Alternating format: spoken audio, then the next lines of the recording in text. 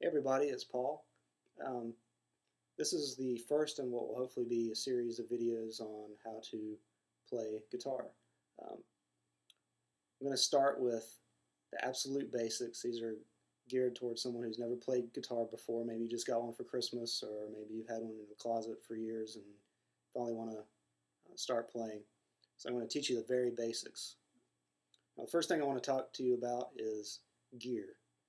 Um, Obviously, the most important piece of gear is the guitar itself. This is my Gibson acoustic that I got when I was around 19, so I've had it for about 11 years. My favorite guitar is the one that I'll be playing in these lessons. Now, the lessons aren't necessarily geared exclusively towards acoustic guitar players. If you play electric guitar, or if you want to learn to play electric guitar, these techniques are going to apply to electric just like they do acoustic. Another important thing you're going to need is a pick, or lots of picks. If you're like me and you drop them and you forget where they are and you can't, you misplace them all the time. There are lots of different types of picks. This is pretty much the standard size, and it's one of the thicker ones. I like these because they don't break as easily.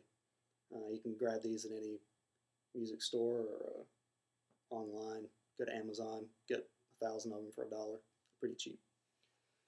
You're also going to need a couple of gadgets. One is the most important one is a tuner. There are a lot of little standalone tuners, like Korg I think makes one for around $15. You can get those online. Get one at a music store. I actually have an iPhone app that I use called Guitar Toolkit, and I'll show you how it works here. If you notice, there are 3 little lights at the top, and then a kind of a needle in the middle. When I play a note, the green light lights up if it's in tune. If it's not in tune, it'll show you one of the red lights on the side, whether you're sharp or flat. There's also a needle in the middle that moves to show you how close you are to being in tune. Pretty much every tuner works this way. It's either going to have a needle, or it may also have the LEDs at the top. So that's basically how every tuner works. Another good gadget to have is a metronome. You can also get standalone metronomes. I'm sure a lot of you are familiar with the one with the pendulum that you've seen sitting on your grandmother's piano. The one I use is another app called Metronome. I got the one with the most important, or the most interesting name.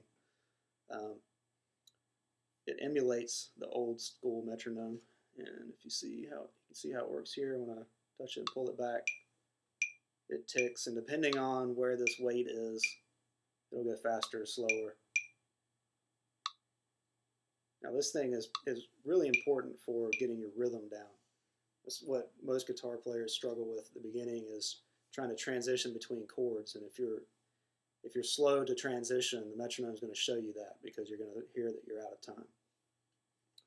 Last thing I want to talk to you about is Capo. It's this crazy looking gadget here. This is called a Kaiser Quick Change Capo, I believe, by Kaiser. That's the name of the company. And what it does is it allows you to change keys while playing the same chord. So if I want to play a G chord, but actually want it to be an A, maybe I'm playing with a singer who wants to sing higher, but I don't want to relearn the song, I can just put a capo on the 2nd fret. That'll move it up a step, and now when I play a G, it's actually an A chord. These are very handy, and you're going to hear a lot of songs that you're going to try to learn. The original artist is going to have used one of these. So it's going to be pretty tough if you try to learn a song that was played with a capo and you're trying to learn it without a capo. So there's the basic gadgets, the basic gear that you're going to need. So go out, definitely grab yourself a tuner. You're going to need some picks. Get a metronome. I highly recommend one of those. And I'll see you at the next lesson.